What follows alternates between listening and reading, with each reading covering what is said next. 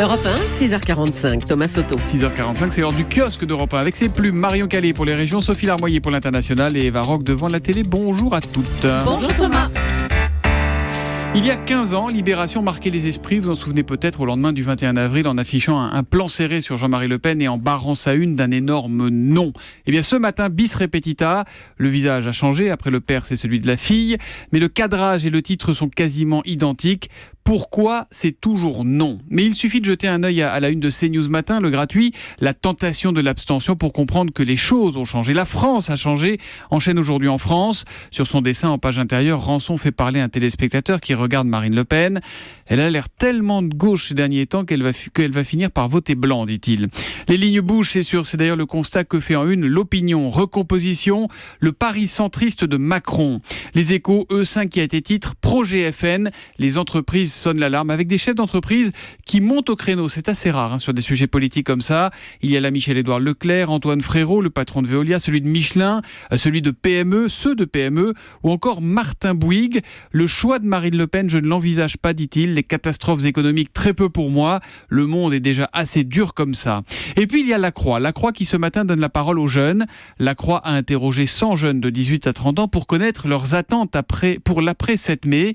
Des idées qui, mises bout à bout, pourrait faire un programme parfaitement cohérent. Il faut moins de pesticides, dit Mathieu, 22 ans, plus d'alternance, qui est la meilleure façon de s'insérer dans une entreprise, poursuit Amine, 28 ans. Résorbons les zones de non-droit, supplie Julien, 18 ans. Misons sur la réinsertion des détenus, affirme Clarisse, 24 ans. Il faut une crèche au moins dans chaque territoire, revendique Loéza, jeune professeur de 28 ans. J'attends du futur président de la République qu'il conforte l'ancrage de la France dans l'Europe afin de garantir notre paix, tonne Claudie, 23 ans. Emmanuel, 25 ans, demande elle qu'on comptabilise les votes blancs. On peut y ajouter l'anglais pour tous dès la maternelle, un encadrement des salaires, l'interdiction du diesel, etc., etc. On lit tout ça dans La Croix, donc, et on est tenté d'y ajouter une mesure. Il faudrait peut-être davantage écouter les jeunes. L'Humanité revient sur les défilés du 1er mai, le refus de Le Pen, l'avertissement à Macron. Photo impressionnante d'un policier visé par un cocktail Molotov en une du Figaro, en marge de ces mêmes manifs. Le Figaro qui titre donc sur les affrontements violents d'hier. Regardez vraiment la photo. Ce pauvre policier est une torche humaine. On y reviendra d'ailleurs tout à l'heure dans le journal de 7h30. Mais en attendant, on regarde la PQR avec vous, Marion Calais. 3-1 que vous avez sélectionnées. Des cortèges clairsemés pour le 1er mai à la une de vos journaux régionaux. Ils étaient par exemple 250 manifestants à Troyes. Pas facile de faire front contre le front, écrit ainsi Libération Champagne. Des voyants au rouge dans la République du Centre. Manque de pluie, vent de nord-est qui amplifie le risque de feux de forêt. Dans le Loiret, déjà plusieurs interventions des pompiers ces derniers jours, et c'est à en perdre son latin en matière de météo, puisque dans le même temps, Vaucluse Matin met à la une le Mont Ventoux avec 25 cm de neige au sommet. On a l'impression qu'ils sont trompés de saison pour la photo. Oui, quoi. et Ils alors ont pris une photo de février. Du coup, c'est vrai qu'on a envie de regarder pour voir si c'est bien le 2 mai 2017. C'est bien un cliché qui a été pris hier et qui est diffusé ce matin. C'est la plus belle neige de l'hiver, s'amuse le journal d'Avignon. Une neige tardive qu'on appelle la neige du coucou, paraît-il.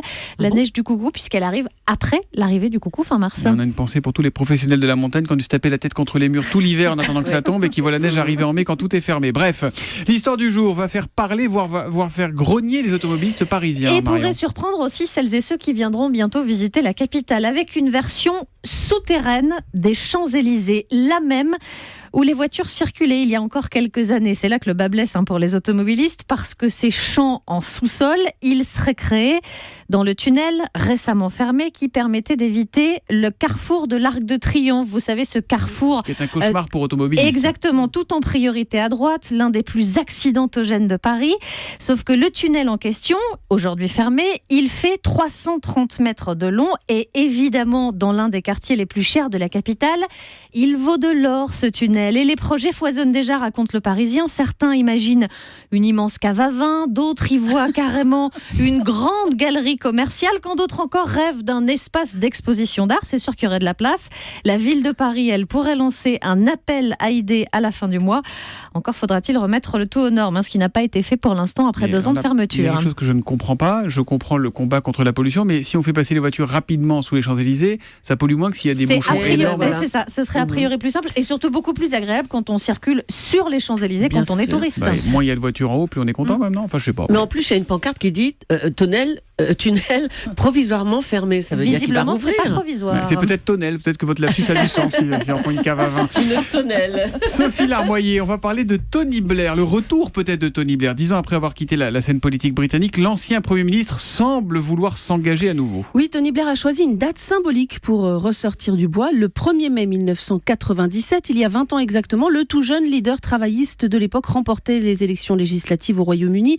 C'était, vous vous souvenez, le New Labour, une nouvelle gauche réformiste et conquérante, bien loin du tableau de l'opposition travailliste aujourd'hui, dirigée sur son extrême gauche et au plus bas dans les sondages. Tony Blair a donc donné toute une série d'interviews à la presse étrangère à Londres, dont Le Monde, ainsi qu'à des journaux britanniques, parmi lesquels le Daily Mirror, qui confirme « Yes, he's back », il est de retour. Bon, alors on sent bien l'offensive médiatique, effectivement, il est de retour, mais pourquoi maintenant et pourquoi faire? Qu'est-ce Alors, qu'il au veut faire? Daily Mirror, il explique que ce qui se passe en Grande-Bretagne l'inquiète. Cette affaire du Brexit l'a motivé pour replonger en politique, ne pas laisser passer ce moment d'histoire comme s'il s'en fichait. Il faut mettre les mains dans le cambouis, dit-il, et je vais le faire. Il veut retourner sur le terrain, se reconnecter avec le pays. Il veut participer au débat pour défendre un corpus d'idées qui pourrait rallier du monde, explique-t-il, comme s'il défendait une nouvelle voie au centre-gauche. Un peu comme En Marche en France, interroge alors le Mirror, et Tony Blair s'esclaffe, rigole, mais ne répond pas vraiment. Enfin, en même temps, pas sûr que les Britanniques l'accueillent à bras ouverts, Tony Blair. Exactement, c'est bien le problème de Tony Blair. Je sais que dès que je vais mettre la tête dehors, je vais me prendre un flot de critiques. Sa décision d'engager le Royaume-Uni dans la guerre en Irak en 2003 l'a durablement plombé, et ses conférences très lucratives après qu'il a quitté le pouvoir ont fini d'abîmer son image. Mais tant pis, car il est convaincu que ce Brexit vendu comme du rêve pourrait tourner au cauchemar et faire changer d'avis les Britanniques. Tony Blair suggère qu'aujourd'hui, il manque à ses amis travaillistes une vision du monde moderne, sous-entendu, moi je l'ai. Bref, de toutes ces interviews données ces derniers jours, il ressort que l'ancien Premier ministre revient avec une solide confiance en lui, teintée d'une certaine arrogance qui risque de ne pas plaire à tout le monde. C'est difficile pour les politiques de décrocher. On a quelques exemples en France. Et de raccrocher Tony Blair, aussi, et de du raccrocher derrière, oui, c'est ça. L'arme fatale sur TF1, c'est à 21h ce soir. Attention, c'est pas le film. Exactement, parce qu'en 1987, on découvrait bien L'arme fatale en tête du box-office avec le duo Mel Gibson et Danny Glover dans la peau de deux flics. Et bien 30 ans plus tard, c'est une série avec deux autres acteurs pour incarner les mêmes personnages. Vous allez retrouver Rix, qui est un flic foufou et suicidaire, et Murtaugh, qui est de retour d'une crise cardiaque et qui lui aspire un peu au calme. Ils sont totalement différents, mais ils vont devoir faire équipe. Bande annonce. J'ai trouvé un nouveau coéquipier, il s'appelle Martin Riggs. Tu n'envisages pas de remettre un type pareil sur le terrain? Mais qu'est-ce que c'est que ce délire? Martin Riggs, on va faire une super équipe. Alors Murtaugh, qui lui rêvait de tranquillité, n'est pas franchement décidé à faire équipe avec ce fou et le fait savoir à sa hiérarchie, alors au risque de malmener son cœur. Il fait tout pour se faire tuer. Ce qui me va très bien, c'est son problème. Mais si ça ne tenait qu'à moi, je l'enfermerais dans une cellule capitonnée. Je te l'accorde, ça fait pas partie de mon champ de compétences. En revanche, mon domaine d'expertise, celui où je fais autorité, c'est de ne pas faire tuer Roger Mayfield Murtaugh. Calme-toi, ton bracelet va exploser.